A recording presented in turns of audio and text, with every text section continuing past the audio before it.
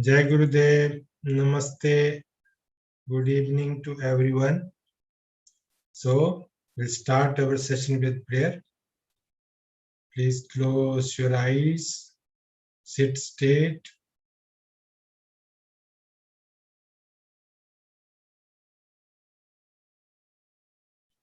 Pay attention to your incoming and outgoing breath.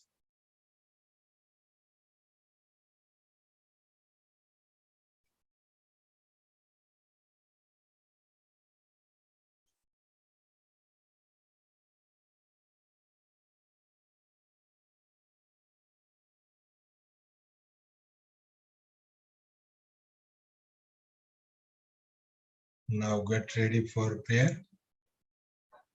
Breathe in. Om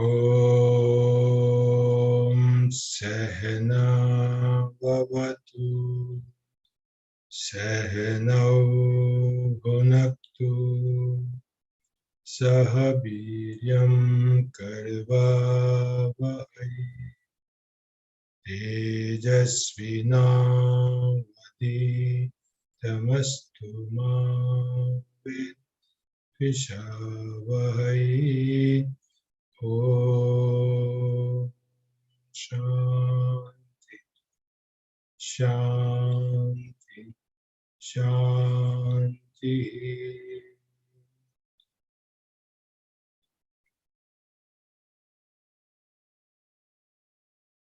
Once again, take one deep, long breath.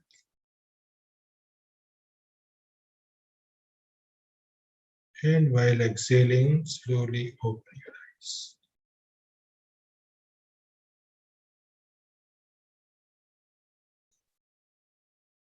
Namaste once again. Jai Gurudev. So friends, yesterday we were talking about the Sampragyat, Asampragyat, that is the Anya state of yoga, sphere of yoga you may say, which is equated with Asampragyat Samadhi by the commentators. So it was discussed that there are two types of yogis. Those who have earned and worth become the cause of their liberation. So they are said to be the Bhav-Pratyay yogis. Videhi and Prakriti-Leen yogis are said to be the Bhav-Pratyay yogis. We all are Upaya-Pratyay yogis, wherein we have to cultivate Shraddha, Virya, Smriti, Samadhi, Prajna. That is what yesterday we have discussed. Now, here another concept, that is the Ishwar Pranidhan. Here, according to the commentators, just will present before you the sutra so that it will be easy for you to understand. So let me share.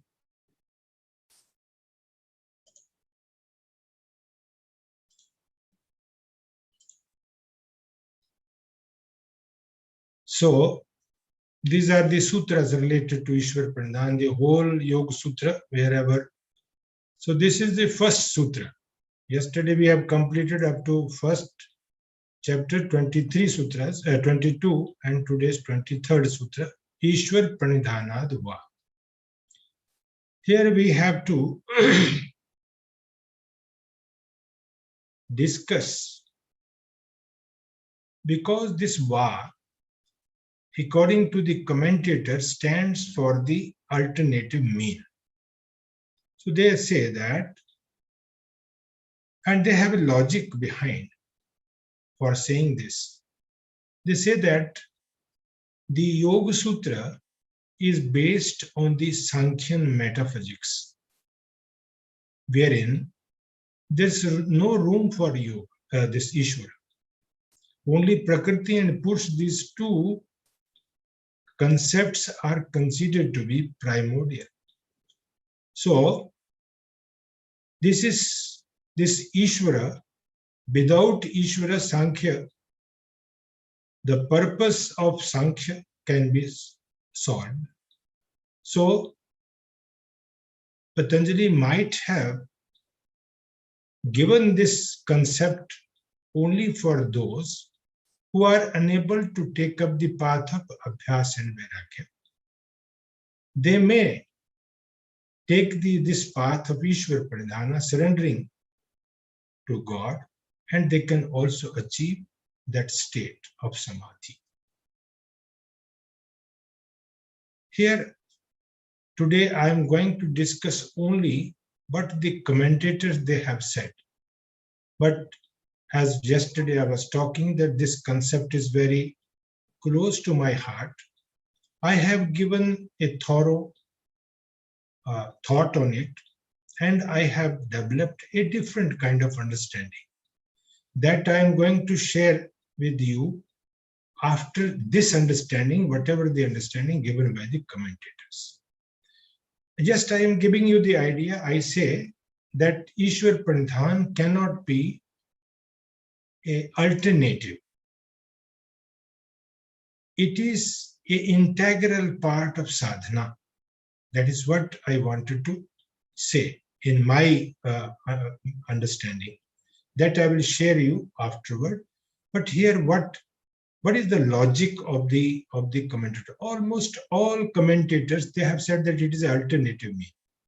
Because this Ishvara does not have any role in the creation. So this concept is brought in by Patanjali only for the sake of sadhakas who do not take up. As you know, the biological tendency of human being is preservation and self-procreation. Physiologically. Similarly, psychologically, you have two tendencies, there is a sense of wonder and sense of worship. Sense of wonder, it gives you that spirit of what you call the free thinking. So it gives rise to the different arts, different sciences, this and that. And worship is another tendency that you surrender yourself to that mystic, what you may call it Ishvara, whatever you want to call it. So, but these two, the first one is more intellectual, and the other one, wonder side, is more intellectual, but the worship side is more emotional. But these two cannot be separated. Ultimately, they cannot be separated. So we'll think of this in the second lecture, or if today, if the time permits, we can continue. But what is this concept of Ishvara? Even though Haver and Jacobi, they have said that this concept, because Patanjali has brought in only for those sadhakas, they cannot take up the other practice, that is Abhyas and Vairagya, means other practices. So they can surrender themselves and can achieve the ultimate goal, that is Samadhi. So now the question comes, even though I would like to say that Haber, Jacobi, and thereafter this Gaspar comes and says that we can very well cut out these sutras, because that was only pinching me that how you can cut these sutras. So, and therefore I have written a big article on this, that it is indispensable.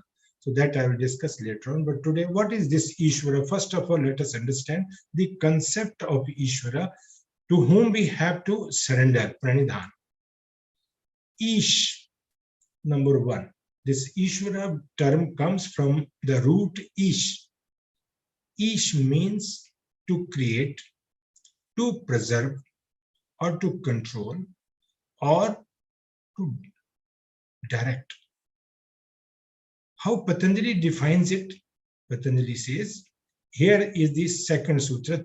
For my cursor is you can mark the cursor.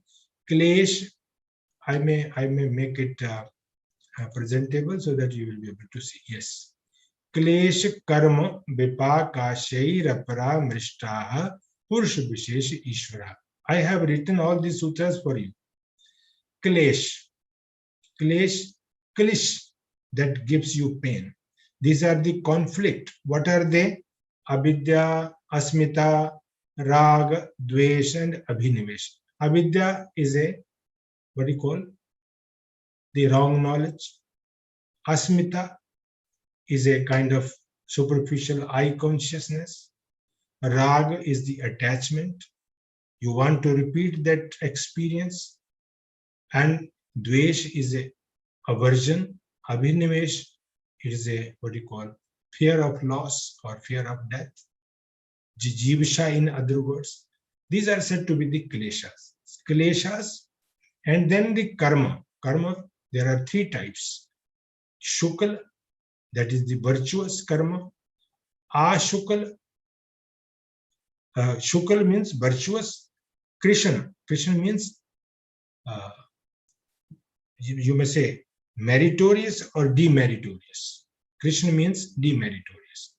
And mixed, two types, means good or bad, both. Meritorious and demeritorious, both aspects. So three types of karma. Shukla karma, Shukla Krishna, Yoginas Trividam, Iteresham, all of us. Yogi, they are not doing this meritorious or demeritorious, nothing. They have a different understanding about them, and they are performing their actions only when their action is not containing any fruits. But here, we all are performing this three type. Shukla karma, Krishna karma. Shukla means the meritorious or virtuous, or Krishna karma, non-virtuous, and mixed karma. And you know, someone with a view to overcome your own problems, sometimes we are harassing someone, sometimes we are obliging someone, and we are mixed karma, good and Shukla and Krishna both.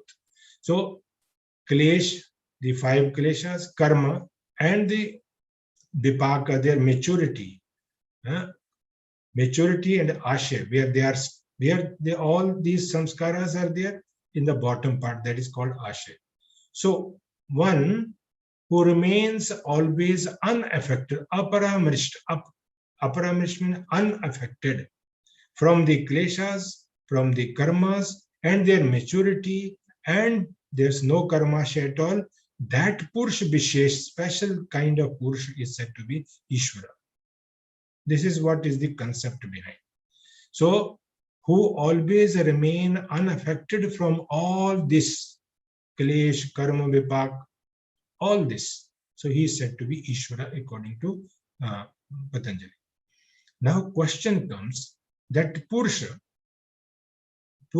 generally remains unaffected. But it is Patanjali only who has made it clear in the 20th sutra of the second chapter, wherein he has mentioned that this drashtaha drishyamatra, having a witnessing principle, though it is a pure, but pratyanupasya, whatever is happening in the chitta, that it attributes and therefore considers that I am happy or I am unhappy, I am a king, I am a poor, I am a rich, this and that.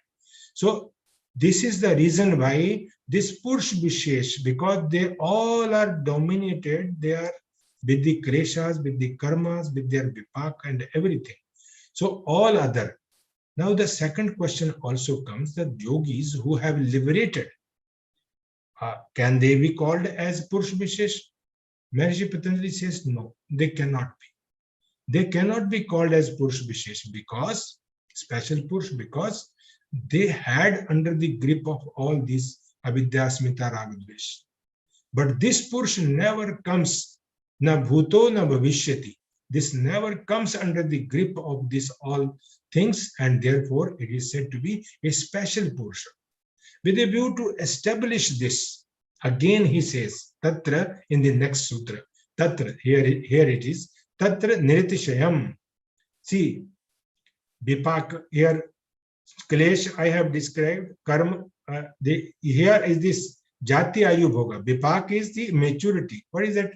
The Jati means the Janam, the birth, the Ayu, span, life span, and what you call this, pleasure or painful, this is called bhoga. So this is all. So this Purusha is always remain unaffected.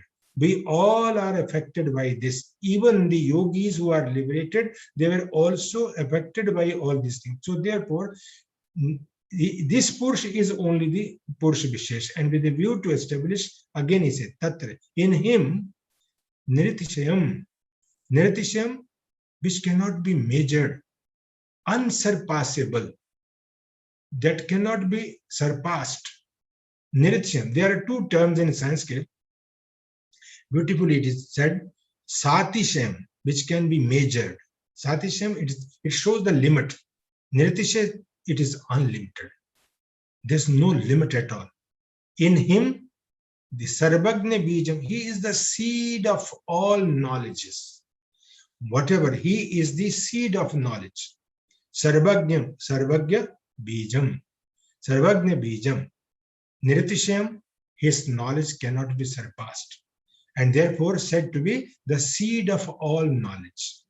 Because, and therefore we used to call our true nature is nothing, but it is Ananta Jnanam. Jnana hai. Jnanvan hai. So, Tatra Niritishayam, it is his knowledge is unsurpassable and therefore said to be what you call the knowledge of other. My knowledge is limited to the yoga, Sankhya, this and that. I may not be knowing anything about the scientific, the physics theory and chemistry and other things, you know. So my knowledge is limited. Each one of us, we are having a limited knowledge. Even though the ancient people, they were also having their own field. They were having it specialized on their own field. Similarly, but this Purusha, special Purusha, is a Sarvagna Bijam, having the seed of all knowledge. And therefore, his knowledge is not surpassable. Unsurpassable knowledge. And that is the reason why, again, Patanjali again says, Sa Purve Shamapi Guru. He is said to be the master of all ancient masters. This is Ishvara, this Ishwar Panidhan, this Ishvara, special Purusha, is said to be the teacher of all ancient teachers. Purve Shamapi, all ancient teachers. He is a teacher of, he is a master of all ancient masters because Kalena Anavcheda. Now, we have read about the different philosophies and they have the different expounders, you know, Kapila. Then we have talked about the Akshapad Gautama, who has brought in the Nyaya philosophy, and then Visheshik philosophy, the Kanad, and then the, what you call the Gemini, who has brought in the Purvamimamsa, then Badarayana, who has brought the Vedanta, and all they have their limited time. They were having some time in a specific space and time, and therefore they were under the control of this all. But this Purusha is never comes under the control, under the grip of even the time or the space, and therefore he is said to be the master of all ancient masters, and therefore said to be the Vishesha Purusha. Tasya Vachakaha Pranavaha. Pranava is a Om. His designation is now. Now here we have to understand the designation is symbol of this Purusha Vishesha, this special Purusha is said to be Pranava. Pranava means that never becomes old. It always new. And that is called Pranava. Prakarshena nuyate stuyate iti Pranavaha means it is always new.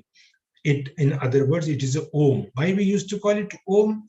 Avati. Avati means Rakshati, who protects, is said to be Om.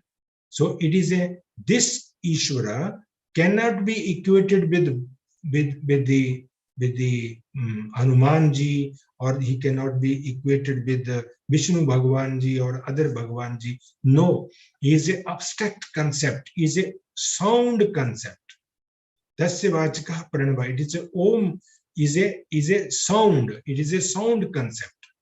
It is, in other words, I would say, it is a anahat nad. In the beginning of our lectures, we were discussing about the anahat nad, unstruck sound, which is responsible for all this creation, in other words. And once you listen that sound and you interpret this word in a different manner, that is what we were discussing in the beginning of our lectures.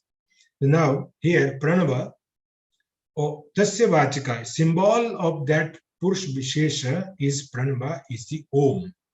Now, this om, a, u, mo. There's a long story. We have done some experimental studies on this om, how to recite it, why it is to be recited in a high pitch, why it is to be recited in a low pitch. The people who are suffering from high blood pressure, hypertension, they should recite it in a low pitch. The people who are suffering from low blood pressure, they should recite in a high pitch. And you should, how tad japaha. There are so many.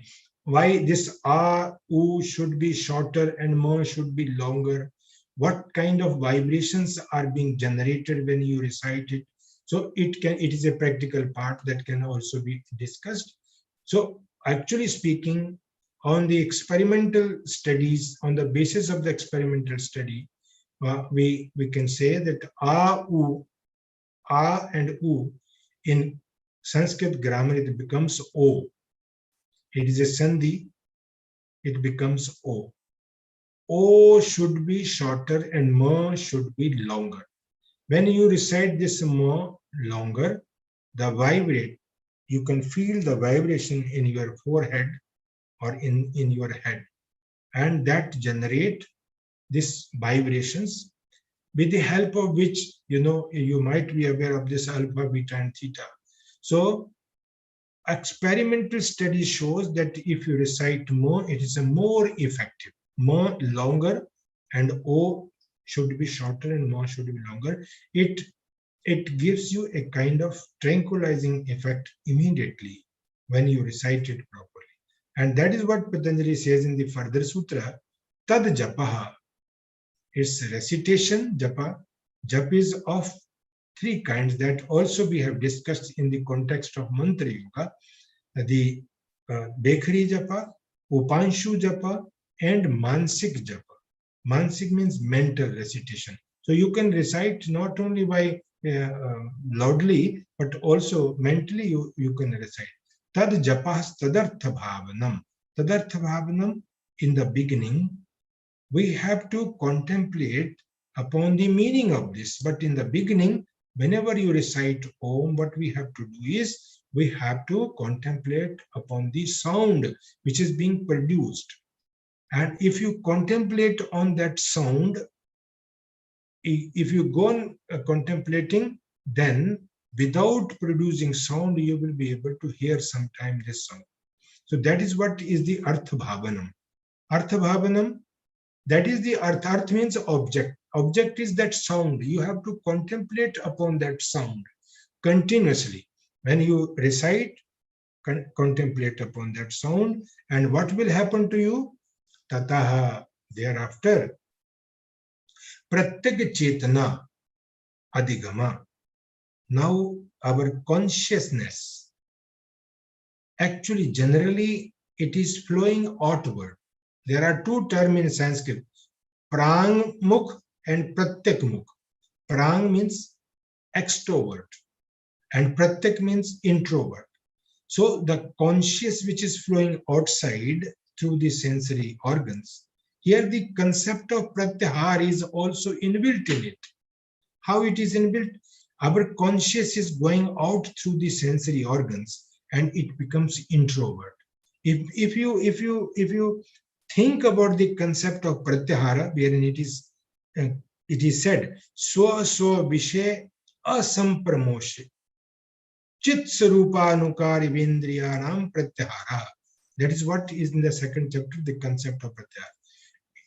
How it says, swa vishay, when your respective sensory organs, they are unable to connect with their respective objects, then what happens? Chit sarupanukar, they become introvert. thereafter. That is what is pratyahar. Here similarly, when you continuously contemplate upon that sound which is being produced, what happens? Your consciousness become introvert.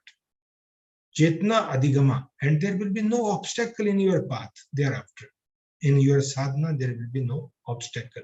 This is the twofold, what you call the result given by Patanjali, that your chetna, which is flowing outside, it becomes introvert. Pratyak chetna, introvert. It becomes introvert. You become introvert, extrovert and introvert. Parangmukh, extrovert.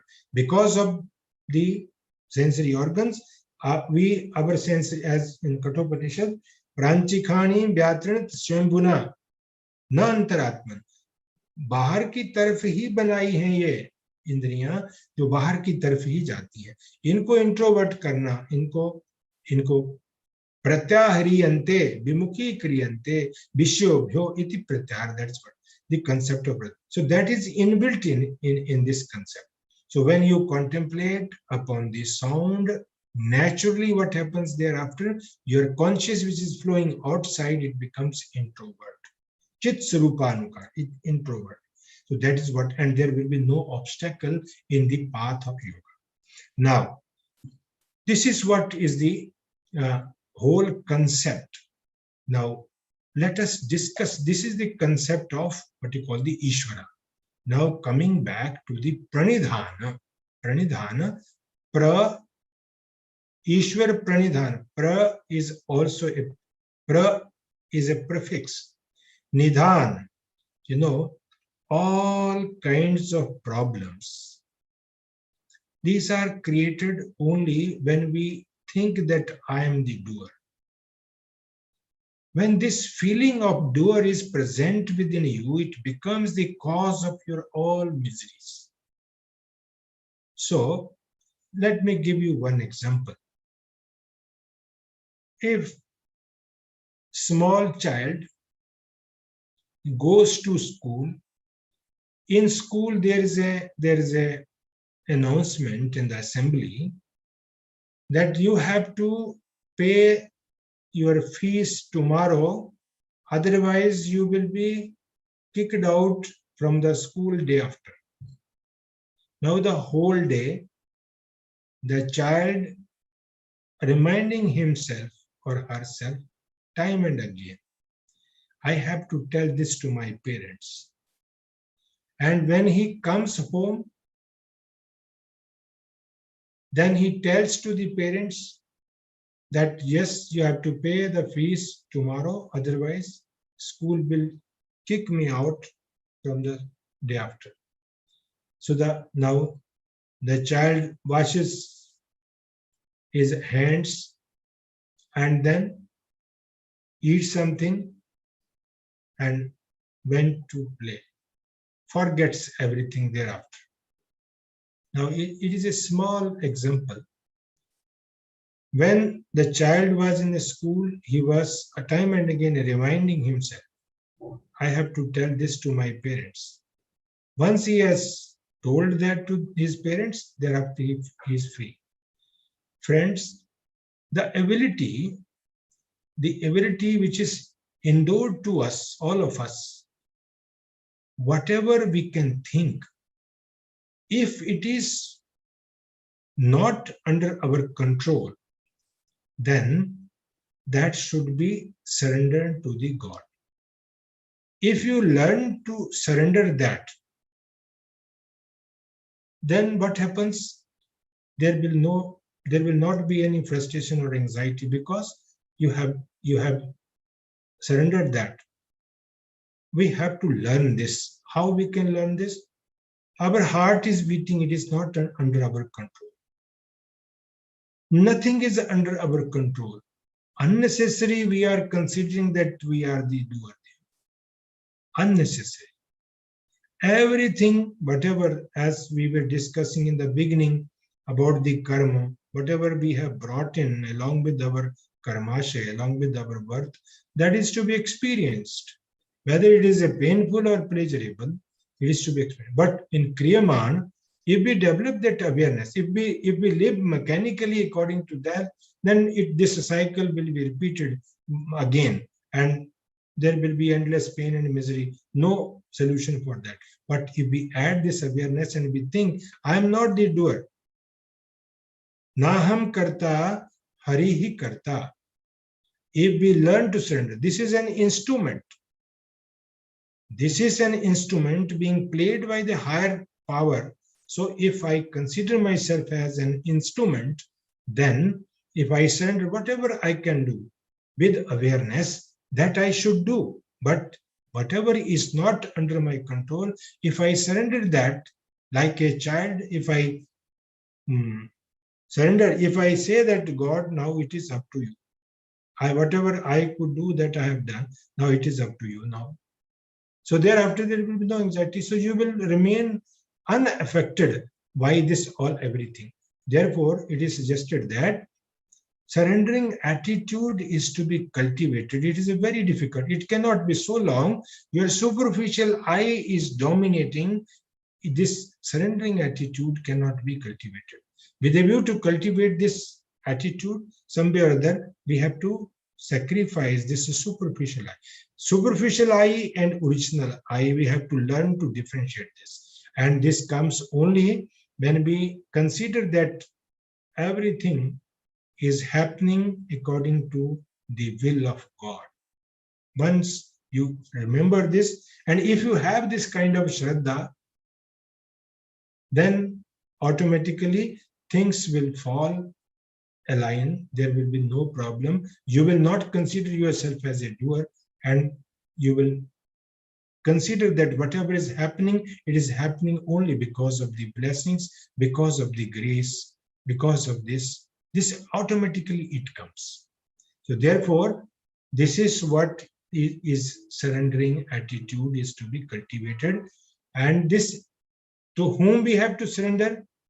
See, this God.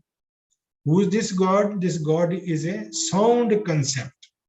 It is not a, so ultimately it is a anahatanath. In other words, this is the concept of Ishvara and Ishwar Pranidhana.